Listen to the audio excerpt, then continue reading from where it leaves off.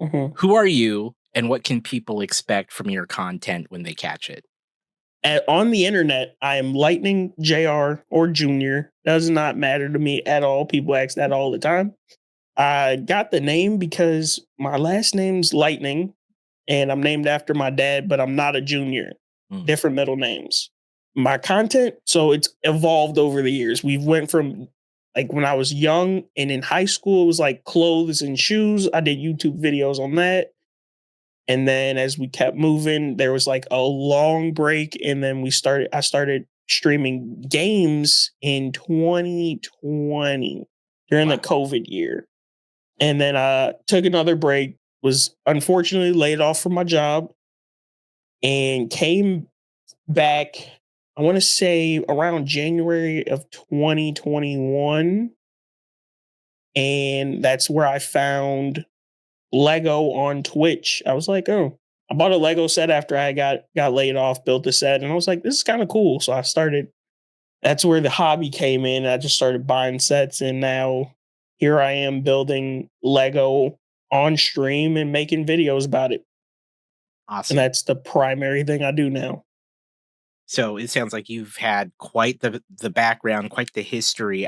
What I'm most interested about from that intro is how you got into content creation in the first place. And I think your story Mhm. getting from start to Legos are already pretty interesting. Let's talk about that first. How did you get into content creation to begin with, and what was that first content like for you?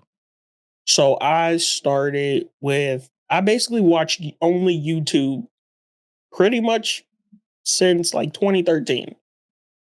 Since Mhm. I've had a phone, basically, I've only watched YouTube. I stopped watching TV. I don't really watch movies just because I can't really sit through it. So YouTube was like the best option because there's short videos. If I'm in the mood, there's a longer video. And then now there's shorts, which is like great because I love short form content. It's just so easy to watch and scroll through. I started just seeing other people upload videos on things that they enjoy and like how happy they portrayed themselves on the internet. Don't know if they really were or don't know if they're not, but it was great to see somebody who liked something I liked. So I was like, oh, this is a easy opportunity. I know how to use a camera, have all this stuff, and like I was like, I'm just gonna make videos on it for myself, and if other people enjoy it, then great. If nobody watches it, cool. I still have it for myself to look back later in the years. And those first videos, what were they about? I did like unboxings of like clothes and shoes. I was a big sneakerhead when I was younger. Of all the things that you could be making content about, what made you say, "Okay, shoes and clothing, this is the direction." Is that pretty much from the content you were watching specifically, or was that something that you were just trying to break into as a different sort of thing than what you would normally watch? A lot of what I watched was sneaker reviews, sneaker unboxings, sneaker collection videos. Mhm. So that's what gave me the idea to also just go into doing it too because it was fun to watch. So I was like, oh, it's even more fun for me to make the videos because I get my first reaction on camera about how I think of it and what the next one could be or stuff like that. There were a good amount of people doing it then.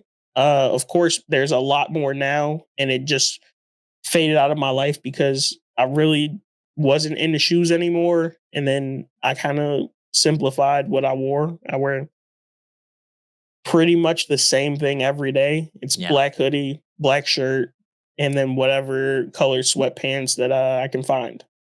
So you started in clothing and shoes, and you said you were watching YouTube around the 2013 Mhm. time. Was that around the same time you started making things yourself, or how long did it take you to get from YouTube viewer to YouTube creator?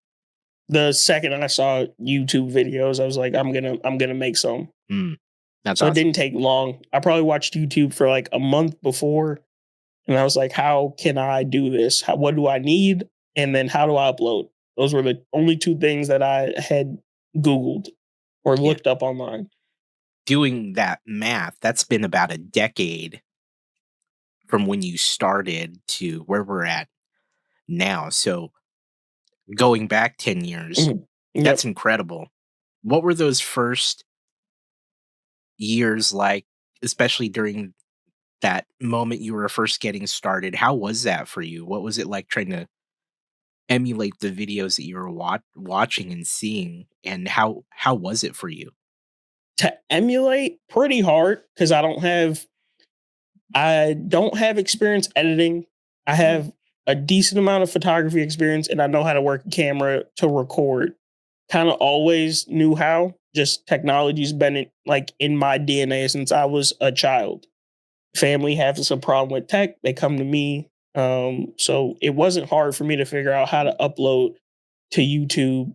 It was just a matter of trying to keep getting stuff yeah. to film and upload because I'm a kid, don't have a job. Parents don't really, they didn't love spending money on clothes and shoes, but they did. They bought me the things that I needed and occasionally the things that I wanted. And I was very grateful for that. And I'll always be grateful for that. Shout out to my parents. I just transitioned because of school. I stopped like my freshman year of high school, just focused on school for those 4 years. And then after, just wasn't something I wanted to go back to. In terms of the content itself, what did you find most challenging about getting it going? Getting started was pretty easy. We had a Yeah. camera, I had a computer. There was really no challenge starting. It was just editing. Didn't know how to edit really. So I was just throwing clips together and Yeah. hoping it worked. What made you decide to keep doing it as you were putting those videos together in those early days? They weren't getting views, so that definitely wasn't it. It was just basically like a video log, but not a vlog, you know what I mean?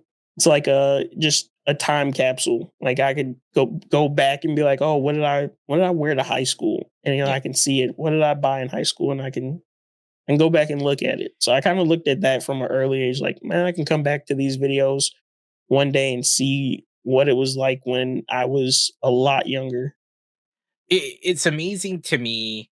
Context for me is I've made videos and things like that, and have made content for years and years at this point, but looking looking at it, I was not a teenager or young when I got started. So I don't have that reference point of going back and seeing what was out there. Do you ever go back and watch those old videos?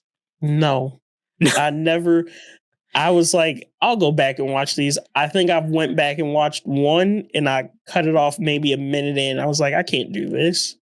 It's still crazy to me to think that I left those videos up because they're so Yeah. bad. I am very curious because Uh, I looked at your YouTube. I'm gonna be honest. I looked at your mhm. YouTube channel.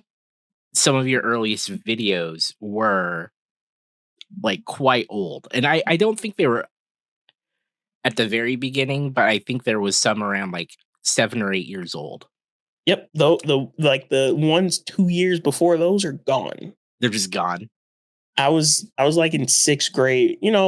We in school, everybody found out, oh, we can all upload to YouTube. Yeah.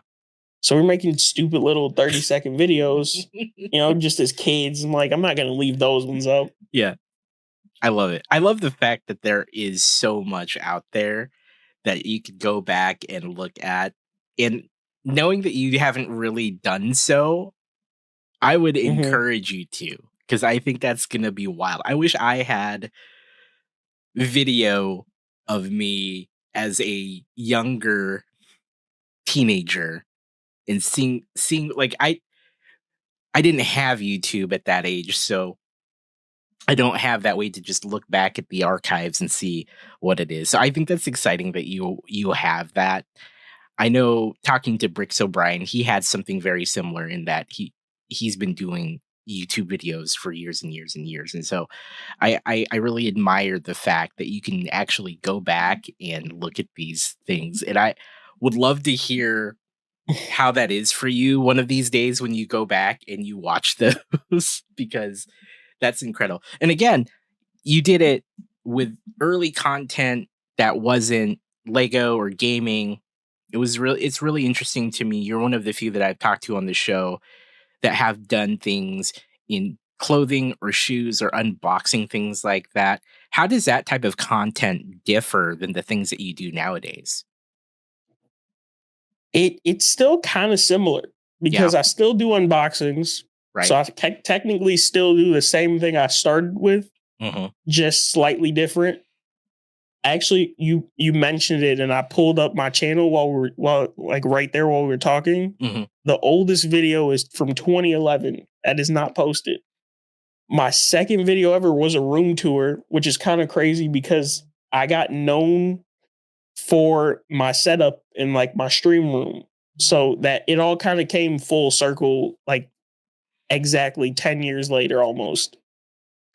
So when you got out of clothing and shoe videos, you kind of said you went away for a while and then you came back. What brought you back to making videos? I'm pretty sure it was COVID. There was nothing to do. I had no job. A lot of people I know personally were doing social media and like making short form videos. Hmm. I was like, hey, I'll give this a try. I have the equipment, know my way around social media, and it was like I do miss it. I've always missed it. It's never been something that I've like put off and was like, oh, I'll never do that again. Hmm. COVID happened, picked up my phone at the time and was like, I'll just put up a quick video. Or Hmm. I had a video on my phone actually. I was like, this would be cool to upload. So I uploaded that. Did pretty good. I was like, this is cool. I don't think I would do what I did in that video again just because it wasn't really my thing. It was just something I had on my phone. It was like, that would be cool to see in case I ever don't have the original. I can go back to my page that I posted it on and look at that. Hmm. Was it like riding a bike when you came back, making content again after so long? Yes and no. It Mm. was like I knew how to frame a shot. I knew to look at the camera, speak up, and that was pretty much it. Still didn't know how to edit. Still don't know how to edit till this day. Really? Nope. I don't know how to edit at all.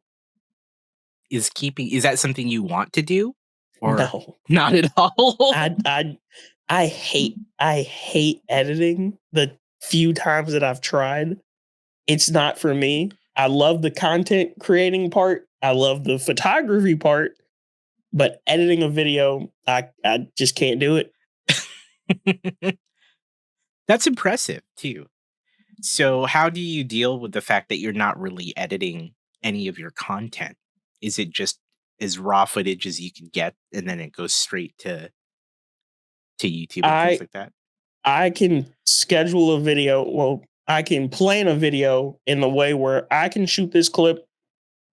I will stop filming. I'll cut that part out because I know how to do that. I know how to cut that. I know how to trim clips at least. And then I will shoot the next part, trim it, put those two together. There'll be a nice transition, or either it'll just flow together. That's as much as I know of editing. So I know how Mm, to plan my video so I don't have to edit it at yeah, all. And then now there's TikTok. I can throw a transition in there yeah, and just be like, that was nice enough for me. yeah.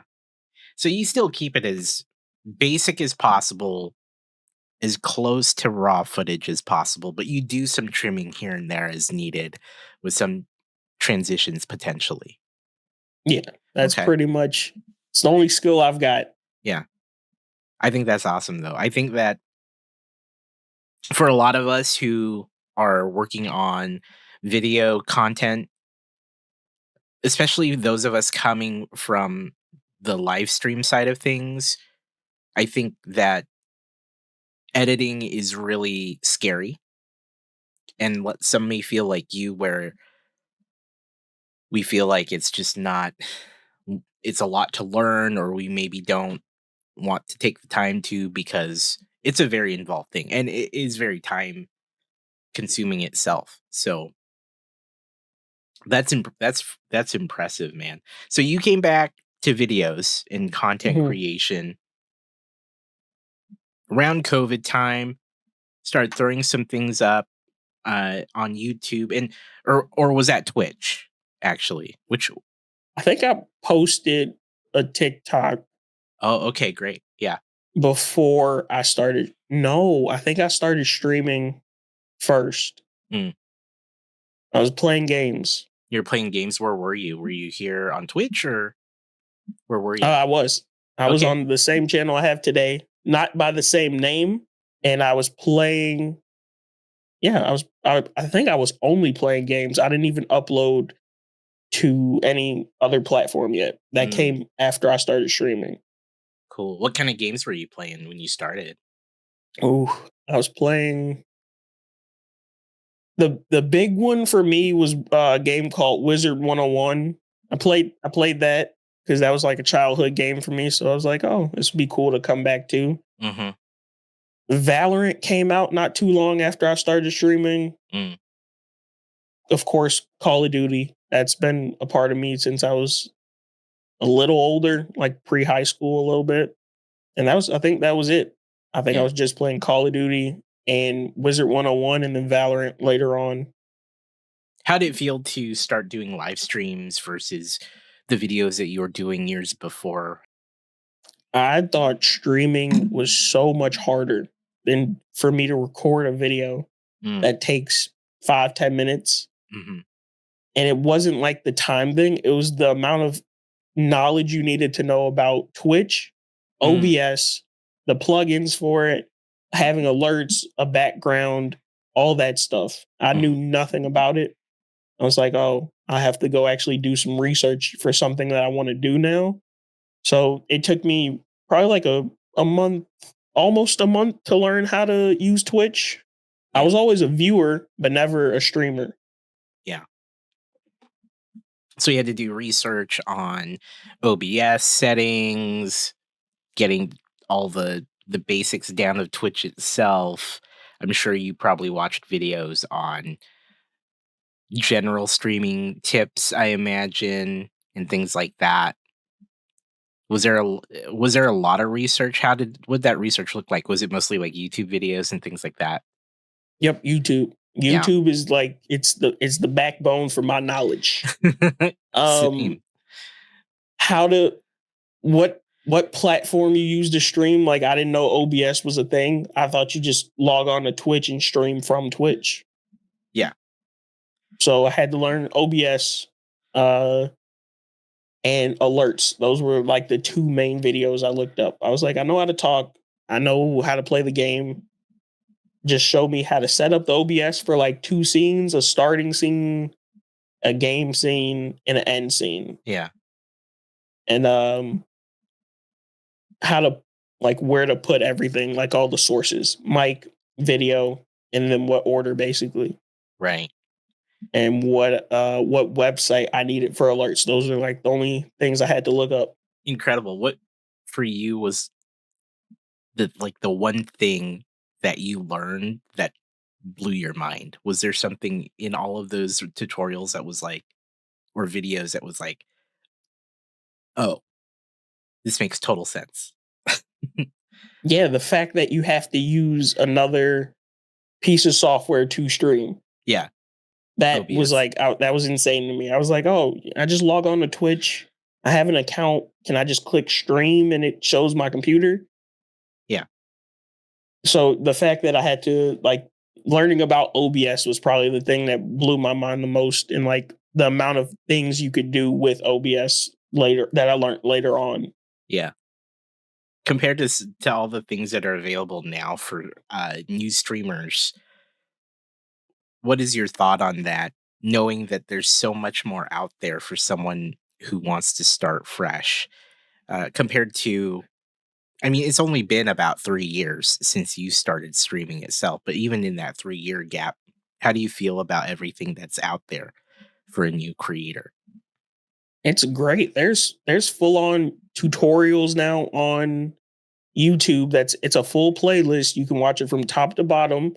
You'll know how to set up your Twitch, your OBS, how to make a Twitch account, whatever you need. It's it's so much easier. Even though they say it was only 3 years ago, it's so much easier now because of COVID.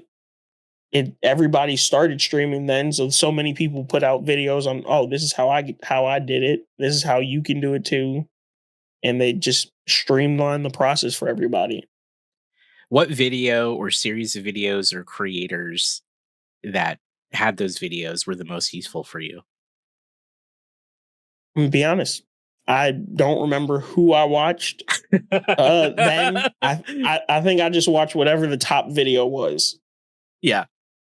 I couldn't tell you who it was, what they do now.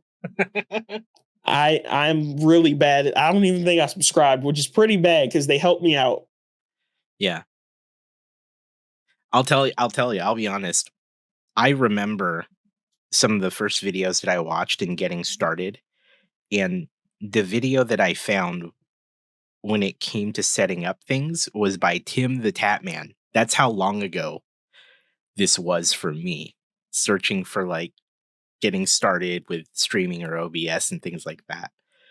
There was some Tim the Tatman videos that are probably super old now, because for me, this was in like, I want to say 2014, 2015 ish in that time for me. So Mhm. I'll always remember the fact that some of those early videos for me were like Tim the Tatman. And I had no idea who he was at the time. Had no idea. It wasn't until a little later into my own Twitch career that I actually Mhm. realized that I was watching videos by him to learn how to stream. So that, I think, almost shows my age in terms of like how long I've been on Twitch. So you started doing games for a Mhm. while. How did you get into the whole Lego side of things? So the games happen because it's funny that you bring up Tim the Tatman. I'll say this real quick and then we can go to the Lego. Yeah, yeah. Tim was the first streamer I watched. Mm, Tim the Tatman is probably my all-time favorite streamer. I still watch him today when I can. That was the guy for me hmm. when it came to games.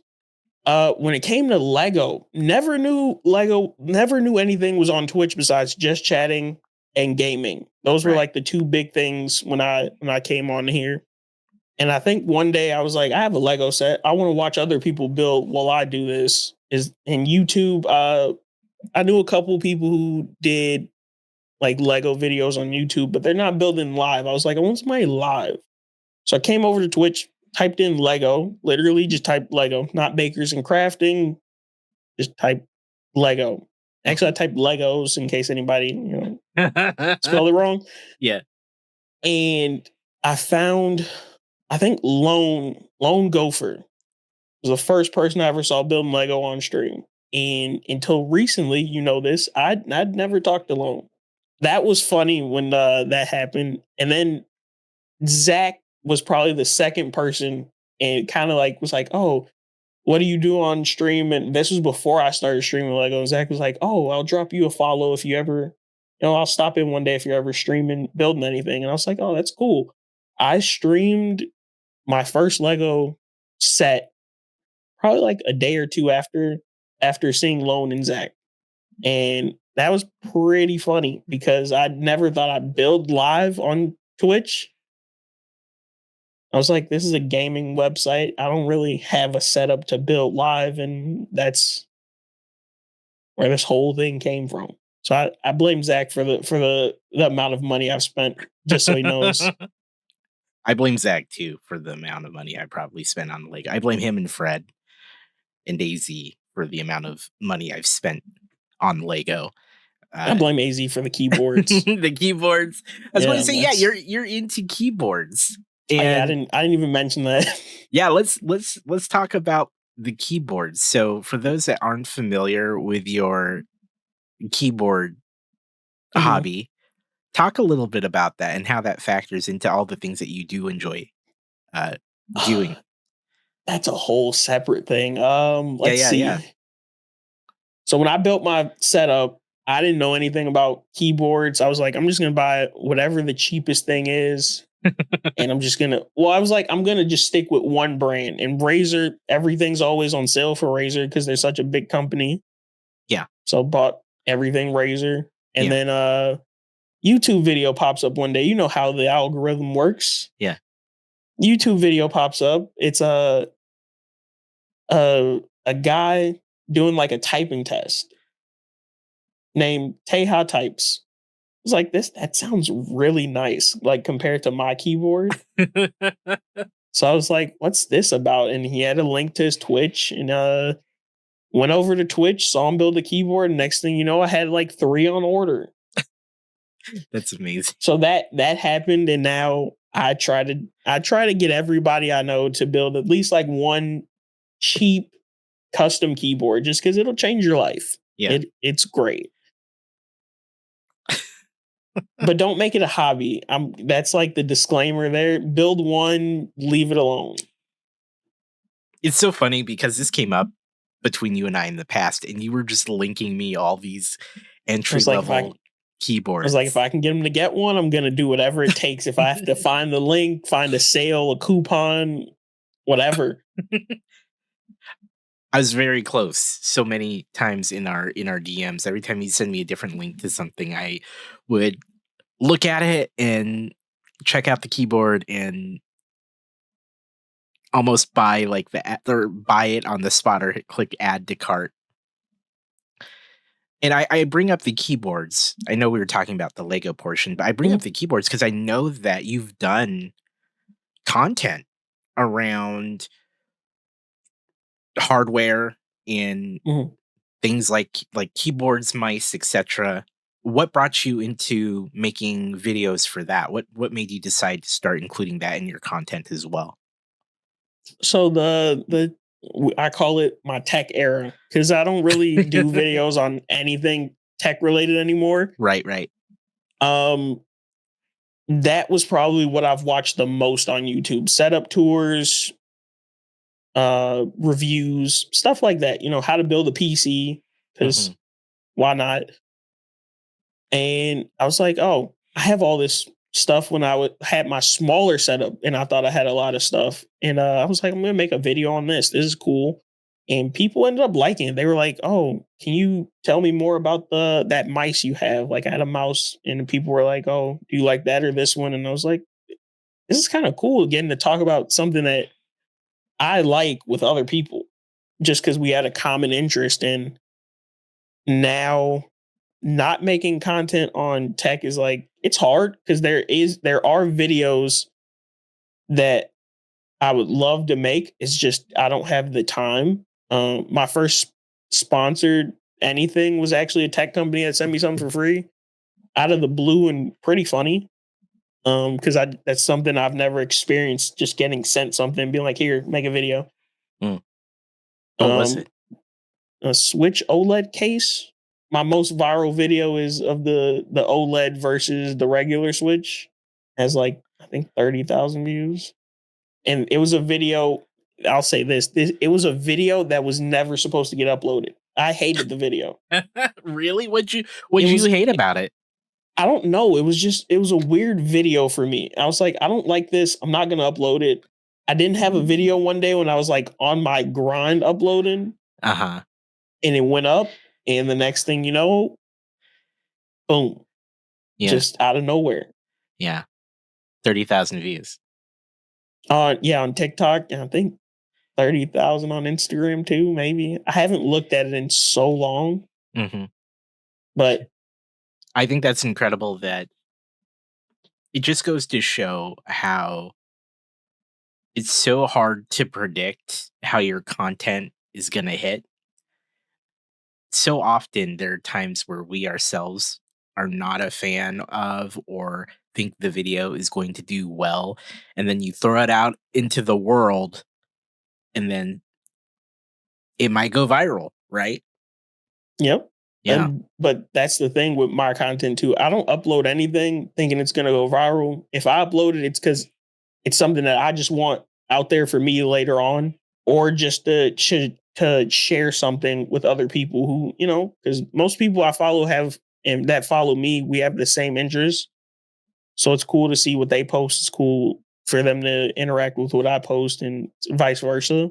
So the fact that that was like one that I did make for people's knowledge who couldn't afford to just go out and buy whatever Mhm, Switch in case they wanted to actually know a difference. And like that was an educational styled video mhm, for people to just, if you're going to spend your money here, just be careful because you might want this later on. If you want to just wait, get this.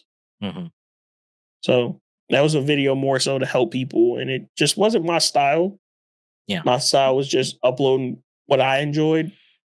And I did enjoy making the video. It was just something in my head was like, this isn't like the normal video Mm, that I've made recently. mhm. So it was like, I won't post it. And then one day I was like, okay, we'll post it. Yeah. Given that it wasn't originally your plan to post it and then it got all these views once it was up, did that change how you approached videos later? Nope. I don't think I ever uploaded another Switch video after that. That was I it. It was like a might one-off. upload one more being like, oh, I sold the Switch.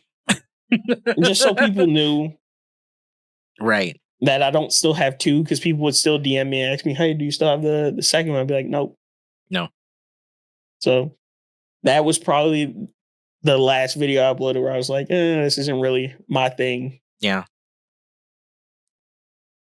I think it's great that we like went into the keyboard thing because I remember thinking that or seeing that there was a chunk of videos in your on your pages that were tech. I remember seeing some that were about mice and some about keyboards and other peripherals and things like that. And I like how you refer to that as your tech era.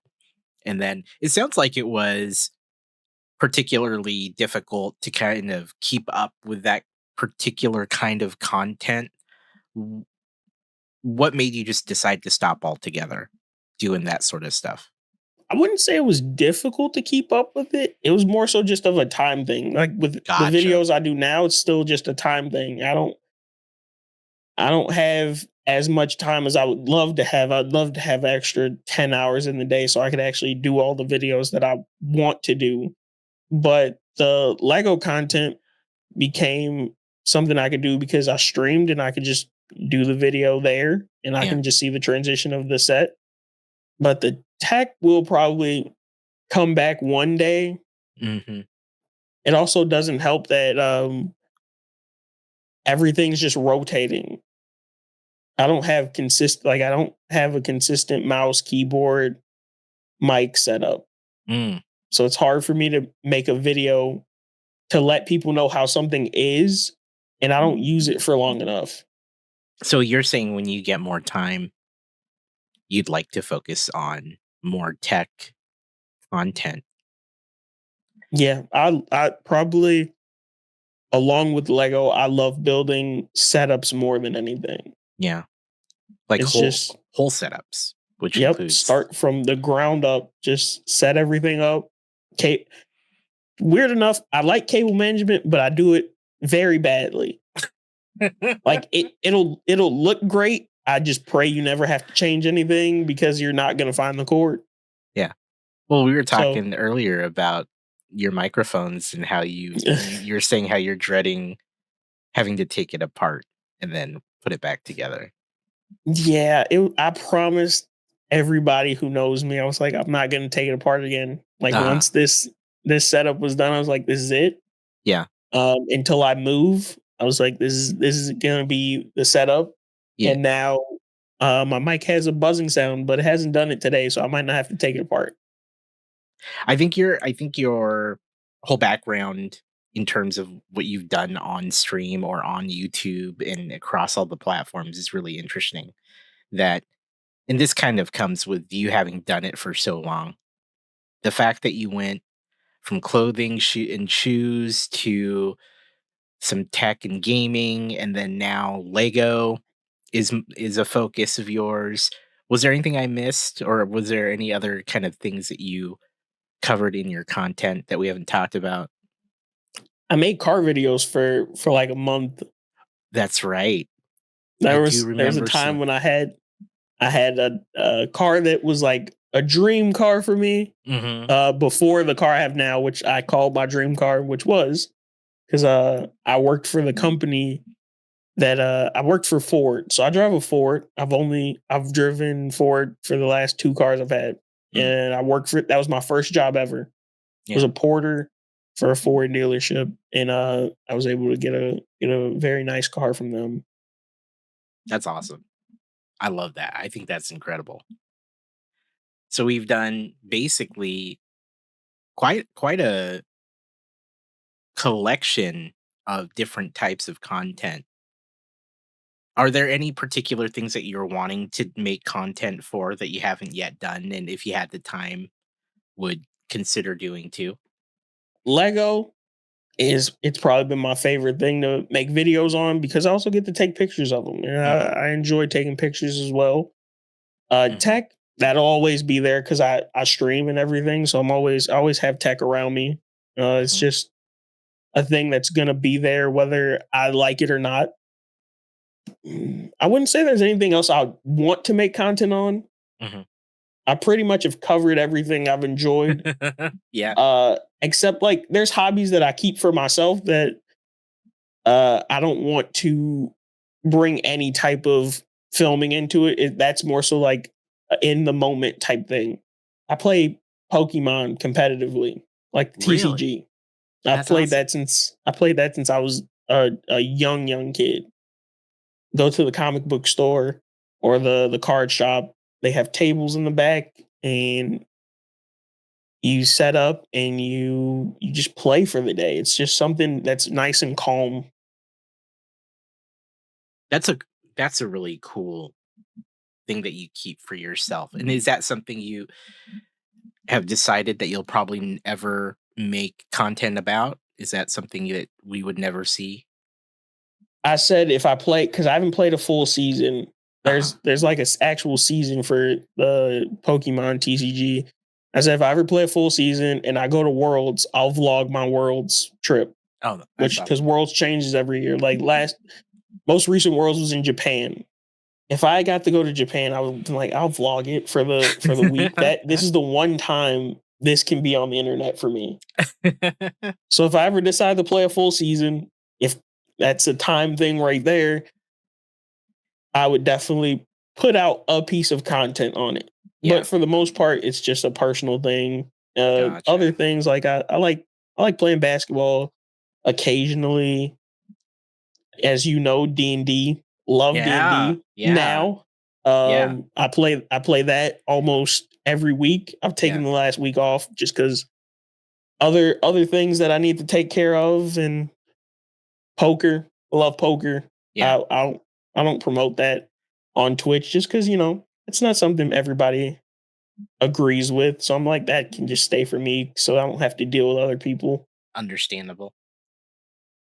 Of all the things on that list of other interests that you have, is there any feeling that you would make content on that someday, or is the door closed on those other hobbies? Big events is where like I'll step out of my comfort zone and make content on something that is personal Gotcha. for me. Mm, Like I said, Worlds for Pokemon, right. poker. If I ever play in World Series of Poker, Mm, I will make videos on that for however long I'm there. And then what else did I say? Poker, Pokemon, and D&D. D&D D&D. probably we've had a conversation about it. Unless that happens, I don't plan. I'm not going to put it out there, but I don't plan on making any videos or streaming any D&D unless anything happens in the future about it. Right, right.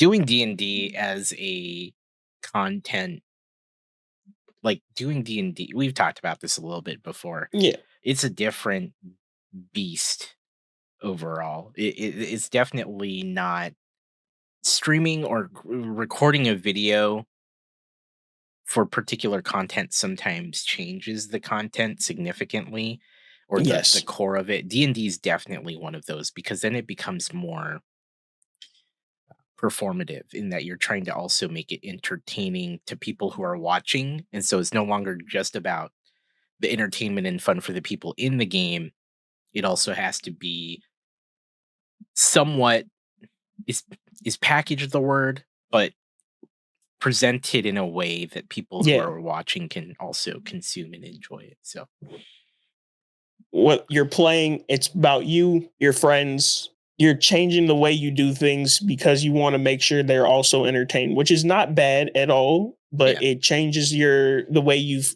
played something for how many ever years, months, days, whatever. If,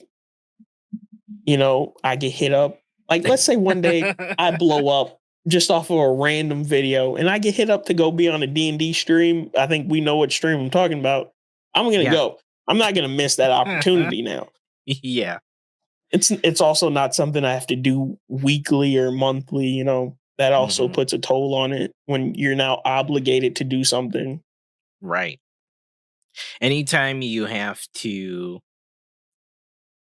do it as an obligation, it starts to change your relationship with that activity. Case in point, how is your Lego hobby affected by your streaming? Seeing as I only build Lego when I'm on stream, if I'm not streaming, I'm not touching any Lego, So that one's which purely for that kind of content for you. mm, yes and no. I Mm. wouldn't mind building off stream. It's Mhm. just I don't have the budget to buy something, build it off stream, and buy something else, build it on stream. Right. So it's like that's a budget thing. That's not a time thing or not wanting to do it in my personal time. I'll build like a small like battle pack or something for myself if I know I'm not gonna stream for a while. But for the most part, if like those breaks that I've taken during streaming, I don't touch Lego at all. Mhm. And it's a nice break at the same time because building it does get repetitive, but building something different is where you can mix it up. And then again, at the same time, it's like I enjoy doing it for other people because it brings a conversation about the set. Somebody else might want it. I just Mhm. love talking about anything people are into. What do you love most about Lego in general? What about it draws you to it repeatedly? It's good decoration. Yeah. That's that's one of the main things for me. It's like it looks good. I got to build it. I didn't have to pay for something that was already completed, Mm. and it's something that it'll be there forever because most likely it's not gonna break. Like I could buy like I have the AT-AT behind me. I could buy a toy AT-AT, but one day that could break if it falls or something. That falls, I can rebuild it. Yeah. True. Do you have any Lego sets that you really, really want that you haven't been able to get, either because Oh, it's retired or the cost is above your budget? there is the Ghostbusters HQ. Hmm. I think that is the only retired set that I still want Mm. because I'm not a big like retired set person. It's probably just that the two Porsche Technic cars. I'd love to get those if I actually like Technic, but I don't. So those would be like the only three sets that I have mine on that aren't available on Lego right now. I like the Ghostbusters one. That's a great answer because that's one of the ones I would It's love to pick up myself. such a good set. Given that you've been doing Lego for a little bit, we've talked a little bit about it. For you, what makes Lego a fun thing for you to create content out of? I just read chat and I saw Zach say Voltron. Voltron's a good one. I Yeah, wouldn't mind Voltron. yeah. Voltron's like on Uh, my list as well. it's a good looking set.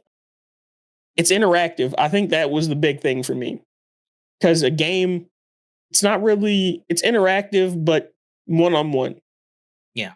Lego's interactive because you could be building it, chatting about it. You could also be chatting about another set, or somebody else is building the same thing and you're talking about what you like about the build. Mhm. And I feel like more people now that I know, they like Lego more than they like games. So it's a lot easier for me to have a group thing if that ever happens where we're all just building Lego, talking, and because if we're playing a game, then we're kind of focused on the game. Lego, you can kind of work your way around the conversation more. Yeah. It definitely is easier to engage viewers who are chatting at you than say most games that you would play. They often take up your attention or focus, and then it makes it really difficult to go and interact with people, because usually then you have to either stop what you're doing or stop paying attention to the game as much, whereas with Lego it's a little easier to look away from the build or even pause what you're doing. Yep. Yeah. You For take a full break. I've had days where people come in and they're like, have you seen this? And I'll take a full break and have a full conversation with everybody and chat about what they want me to look up. Yeah. If I was playing a game, got to tab out of the game. You got to take off. You're now distracted from it. It's a lot. It's a lot easier to interact, which is what I'm all about. I want to have a good conversation with everybody who comes in the chat, and that's the primary focus of my streams. What are some of your favorite streams that you yourself watch nowadays? What are the ones that you like to consume the most of? Like the creators, Yeah. YouTube. Tim the Tatman's probably the only YouTube streamer I watch. Twitch, of course. There's all my Lego friends. Zach, Mhm. Ace, you, Az. Now that he's back, Mhm. uh, everybody really. I bounce around a bunch. I might not talk a lot in chat, which people definitely see.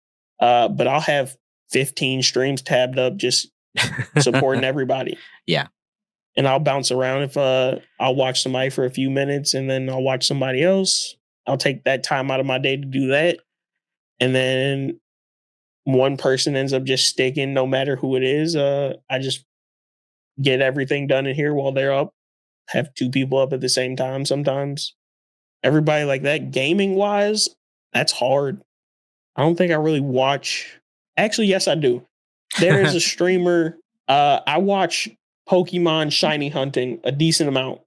So there is a few streamers of that I watch shiny hunt, and then my friends who play games too. Mm. Just gotta show support to everybody. That's a big thing for me. For you, what makes a successful Lego creator, whether it be on Twitch or YouTube or any of the platforms? What in your eyes makes a successful creator in that space? That's deep. I don't really know. That's why I'm saying that's deep. What makes a successful Lego creator? I feel like you need a little bit of everything. Some entertainment, some set knowledge, be a decently fast builder. Not fast, but a good pace. That's what I'll say. Mm. Because I'm not fast. I just have a nice pace. As long as you're interacting with everybody that wants to talk to you about it, I feel like that's what makes you successful. The more interaction that you have, it brings more people to that specific thing. Mhm. Because now somebody who might not have seen your video before, now they're here like, oh, you say a set number, they're going to type in that number. That's the number one thing people probably do when they hear something they don't know. So you say a set number, now you have people looking it up. All of a sudden now they've seen like the related sets to it and you've got another person in the Lego. It's a creator who brings more people to the hobby, which I feel like is everybody. So I'd say everybody's a successful Lego creator for the most part because we're all bringing new people to it. As for yourself, what do you see to be the ultimate goal of the things that you're producing here on Twitch and YouTube and other platforms? What's your goal for your content?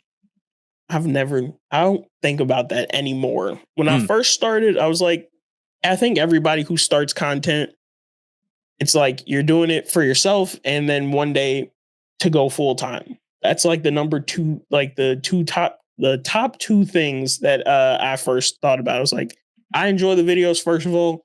Second of all, if I could be full time one day, that'd be cool. I probably haven't thought about that in a year, me mhm. being full time content. Like I said, don't have the time. But again, I can make the time. I just works like it's the thing that pays my bills. So it's like I don't want to shortcut work and do more content as to where I can do both, but now do I run the chance of wearing myself out from it again? You said again. So oh yeah, I've been there was a time where I didn't want to touch a computer. Yeah. But that was mostly because it wouldn't even have been burnt out. It would have been because just mental. It's Just like I can't. I just wake up and be like I can't stream. Yeah, I don't want to be on stream and have a bad attitude or be like I'm not doing good, guys. But I'm still here. I'd mhm. rather be on stream with a good mentality and attitude towards it because it just makes it better for me. You don't wanna go on when you're in a bad headspace. Yeah, I don't want to fake it for anybody. Mm, But end goal, realistically, if you want an honest answer about the end goal, yeah. one day I feel like I have the potential to be full time if I took it more serious, which I don't. I do it for fun, complete and utter fun right now. I enjoy it too much to make it full time right now. Second thing would be just to have a merch company, which I announced probably like a month or two ago on my stream. I do have merch now. So that was cool to announce and release and actually have some of my own stuff that I could wear. So that would probably be end goal for me as a nice merch company because I like wearing what I wear. And if I can put my logo on it or a design that I come up with in my head, it's even cooler. You're hoping to one day have your own merch, like, Yeah, this company. is this is the first thing here. So that is my first logo is Mhm. this one, and then that is the other one. Tell me about that. Tell me about the journey. Everybody in life has so the thing with my head was life plus work equals a journey or success for anybody. The harder you work, the more you get out of it. Some people don't work hard and they still get a lot out of it. It's going to be different for every single person. That being a journey. So I named it the journey because everybody's going to go through struggles and highs and lows and you're making your own path. It's like you have a blank map and you're just running around and you're gonna follow your own journey to Yeah. say the least. We talked a little bit or touched on the fact that you have felt burnout and things like that. What kind of things do you do to work through that burnout? What kind of things do you try to help yourself get out of that feeling? Sleep, Right? Rest. other hobbies like the other ones I was saying earlier. I'll play poker. I'll go play Pokemon. Just anything not to do with whatever I was burnt out on at the time or just didn't have the motivation. Yeah, That's yeah. probably a better way to put it. I didn't have the motivation a lot of the time. I don't think it was burnt out because I never worked hard enough at it to be burnt out. So I wouldn't call it burnout. It would be a motivational thing. What in particular affects your motivation the most? Doing the same thing every day. I can't do the same thing every single day.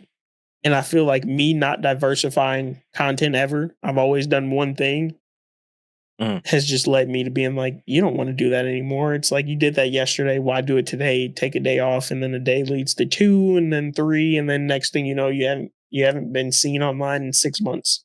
That was probably what happened to me because doing the same thing. It was like I'm tired of it. I need something different.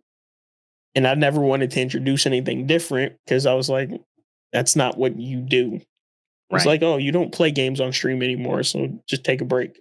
You don't do this, do that. And it's a thing that most people probably don't talk about. It's like doing the same thing every day, like going to work every day. I feel like nobody, or I feel like everybody has had a time where they're like, I don't want to go anymore. Oh yeah. It's like you can love your job, but at some point it just comes down to like you've done it so much, you're like, I just need a break.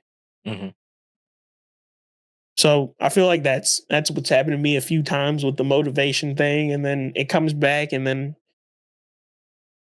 it's like nothing ever happened. I'm like, okay, I feel good again. I'll get back to it. And this time around, though, I feel like at some point I'm just gonna diversify. I'm gonna go back to playing games, tech, all that good stuff. It's just I have to switch it up every few days.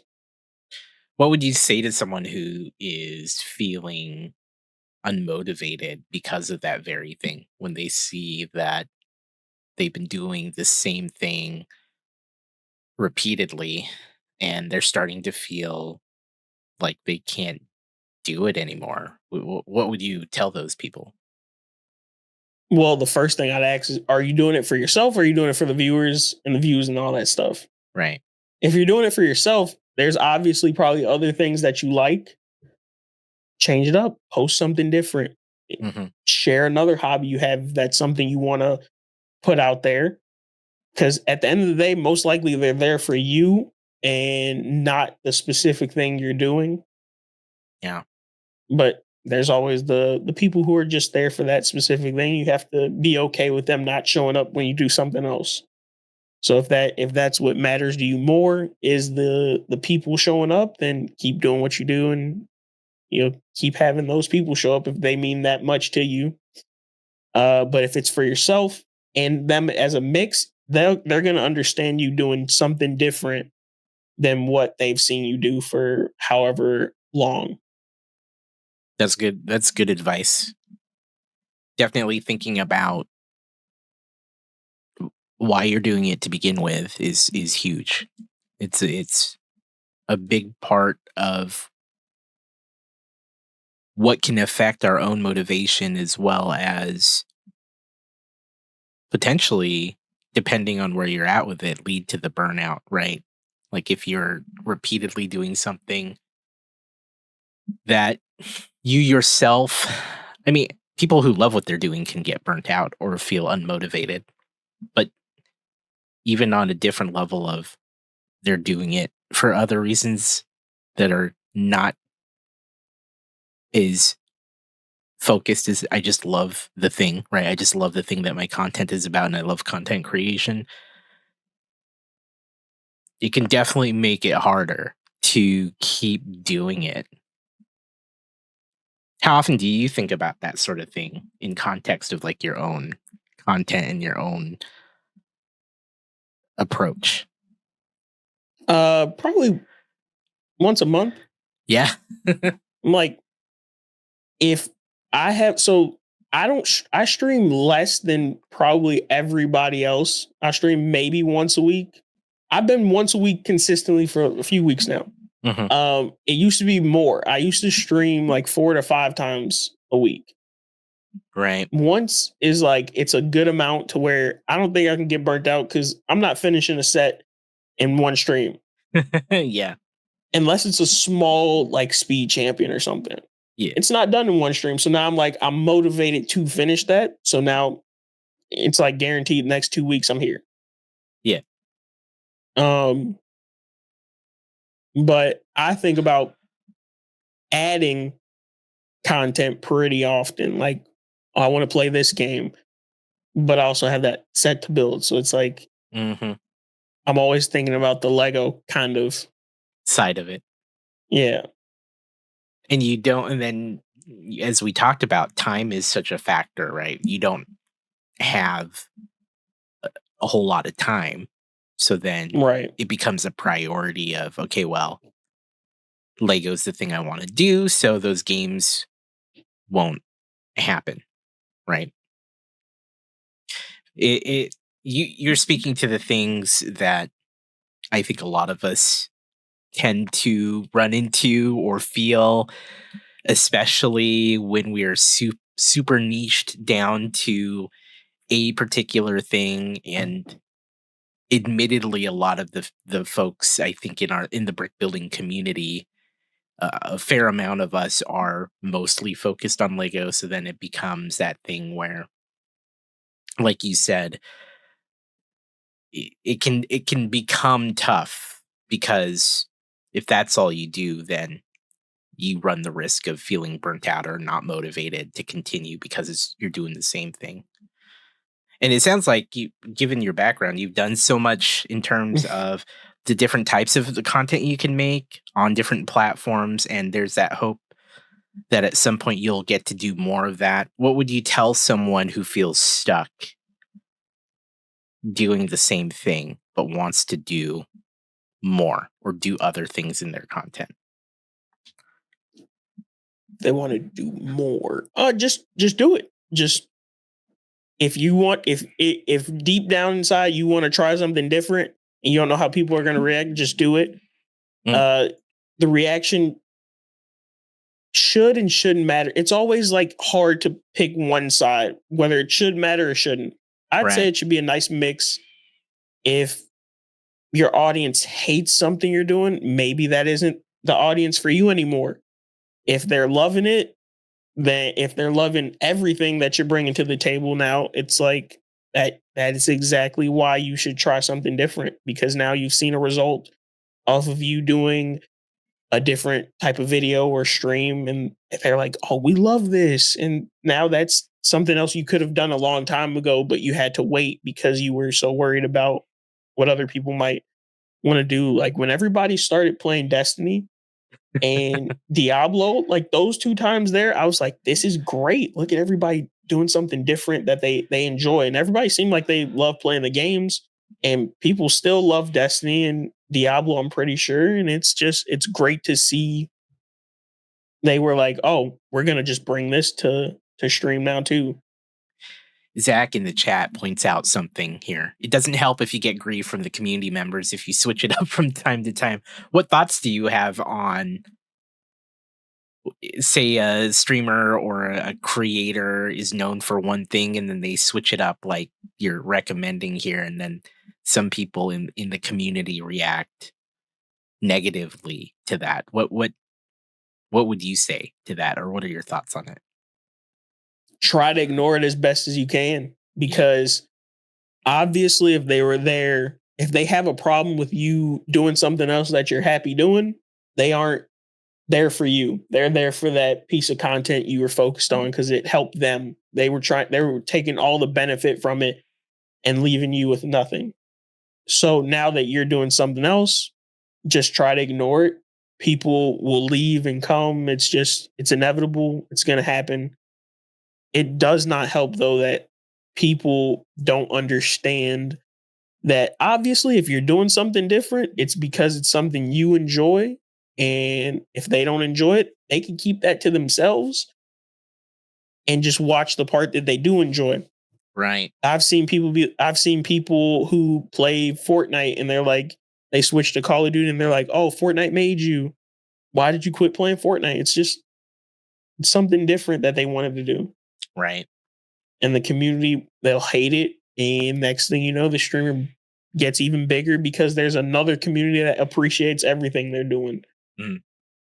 So it's just pick and choose on whether you want to dwell on it or if you want to just ignore and do what's best for you. That's always what matters, is what's best for you.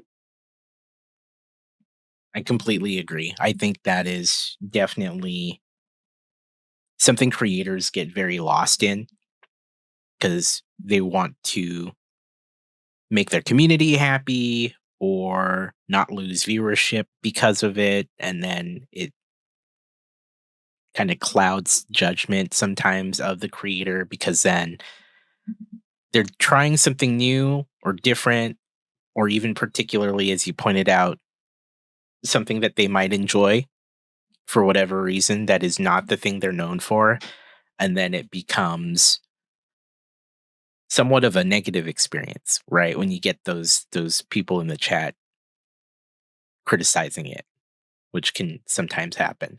I was a single game streamer for about a year, and that was early in my Twitch career, and I was Mhm. known for a game. And anytime I would try a different game for whatever reason, because I would occasionally put something out there that was not the game that I was known for, I definitely got Right. those comments that was like, "Oh, this isn't this game," or "What are you doing?" Right? And Yep. yeah, it's a tough thing. It's a tough thing. So I appreciate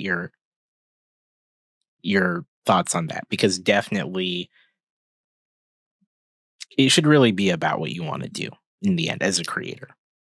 It that was the biggest thing for me. I went through it. When I played games, I went from like a 20 average at the size I was. It's kind of it's not normal to hear. I like 120 followers, averaging 20 viewers a stream because I'm playing a game they enjoy. And then I was like, I'm done with this. Played a different game. Never saw those people again. They were like, they came in one stream. Why are you playing this? This isn't what you're supposed to be playing. I'm like, something else I like. And those people have kindly exited the community. There was no hate from me, and there was no more hate from them. It was like, if you want to leave, you can. And they chose to leave. And I was like, okay. Yeah. And now found the Lego community, found people who actually enjoy me as a streamer and what I do, and it's been great since.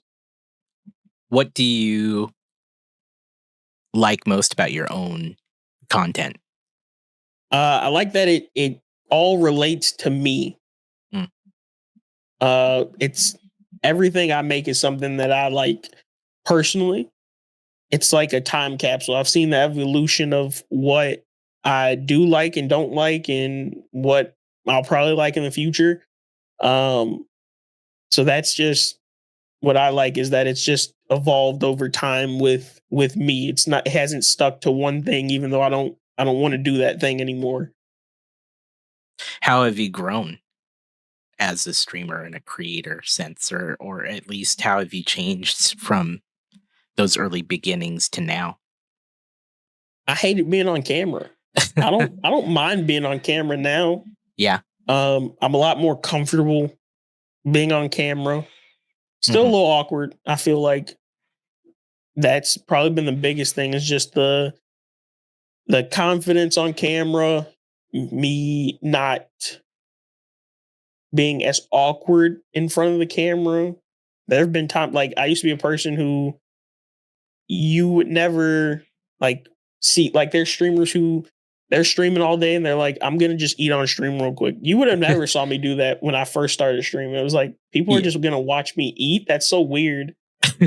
And then you realize how kind of normal it is, because you're just there at the computer all day playing Mm, a game, or just chatting with everybody. And it's like, you don't want to miss the conversation. So at one point, I was that streamer. I was like, hey, let me just eat real quick. We can still talk, and then we'll get back to the game. mhm. So just just a nice amount of growth with getting more comfortable with myself being on camera, because I was not a camera person before. Yeah. What helped the most to get you more comfortable on camera? Nobody telling me how awkward I look. Once, because in my head I'm like, oh, they probably think I look so weird just sitting here. Yeah. And once that comment never came, I was like, okay, they're Yeah. not, they're here to deal with it. What kind of tips would you give someone who's still hung up on being in front of a camera? If if they're not saying anything about how you look or anything, though, who cares? Like, and even Yeah. if they do, it's still kind of like just push it off, and they can choose something else to talk about that stream or for the rest of the time. It's Right. you just got to do what you got to do. Yeah. And usually people who are judging you they don't really have anything better to do than just complain or judge the content that they're not even a part of. They're just watching Yeah. and probably don't even want to watch you, honestly. It's just people. It's really weird, the social media thing now.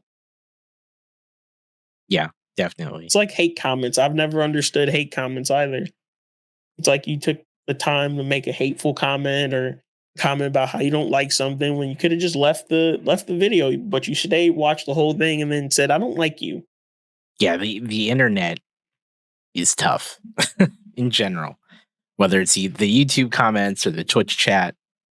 Occasionally, you might run into that sort of person who wants to throw something out there that is not really relevant and negative or horrible and criticizing.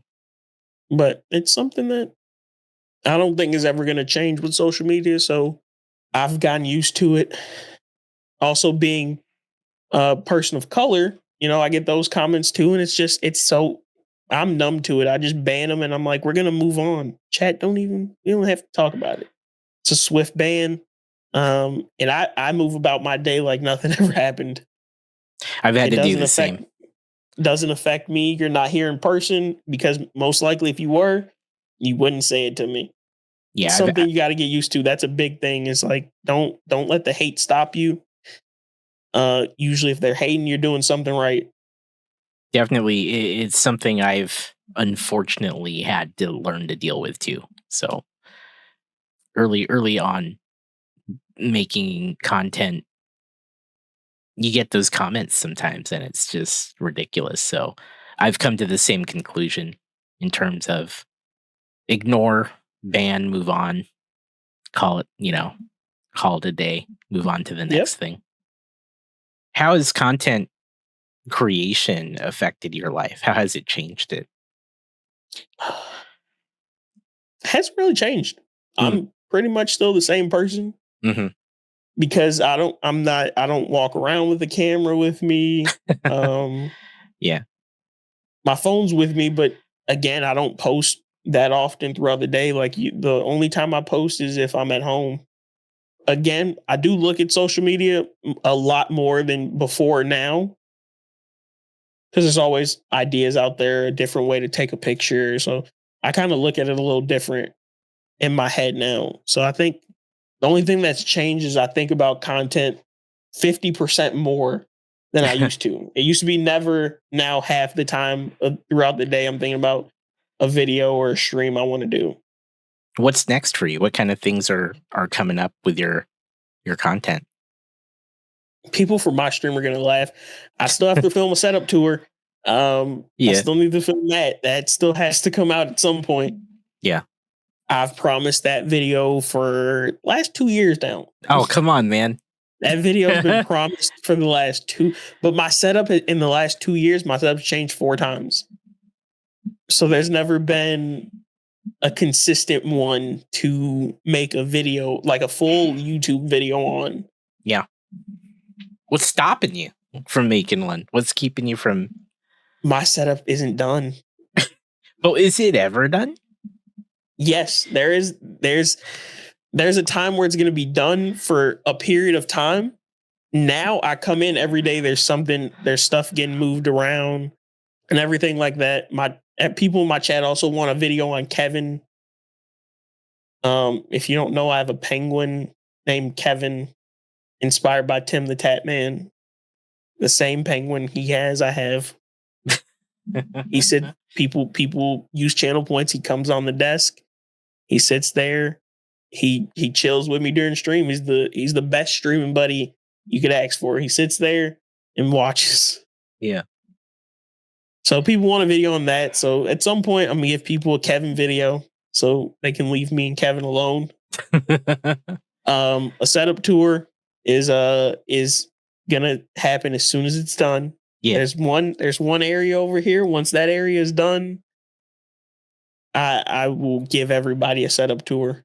And the merch, more merch designs are coming. This is the first one, like I said earlier. Once I can get some more designs thrown out there, I'll definitely will have more in my store. I did get, I think I've, what is it called? Not Throne. What's the merch place that everybody Fourth wall. uses? Fourth Wall. I do have a Fourth Wall store. Nice. I switched to them from the last company I used. So Yeah. Love Fourth Wall. it's been great. Everybody says they love it and it's good integration with Twitch. So it was like, why not? And I had a good design ready to go. So I threw it up and we're going to see what happens. Y'all can find LighteningJR here on Twitch, right? You're everywhere, right? Yep. Every platform, even Facebook. I'm lucky enough to have the username everywhere. LighteningJR. LighteningJR. And then I think there's a link tree on there's a link tree on one social. So if you find one, you find all of them. Yeah. And you find the merch too, which is with Fourth Wall. And that link tree will be in the notes in the description on the video and on YouTube and on the podcast platforms everywhere. JR, thank you, man. This has been wonderful. I appreciate you having me on. Yeah. Thank you. Thank you for taking the time. I really do appreciate it. We've been talking a while. We've done videos like this before. We played D&D together. I look forward to everything that you're doing in the future. Can't wait to see you at a future con. So it is inevitable we'll run into each other at one point. Absolutely. It's time to close down this show. And as always, it's on the guest here to close it down. So closing thoughts, wisdom, anything like that you'd like to share, I'm going to give you the floor, JR. Thank you again. I had a great time. I'll say that first. Again, I can't say it enough how much I appreciate you having me on here. It was something new, but something familiar at the same time because we've done this before. We talk outside of stream. So it was like, once we got going, I felt a lot less nervous and I appreciate that. If I have any advice for anybody, keep doing what you love. If you do something you enjoy doing, you can't miss out on anything because at least you tried and know you gave it a shot. There is such thing as failure, but at least you knew that it was not meant for you. You know what I'm saying? Keep doing what you love.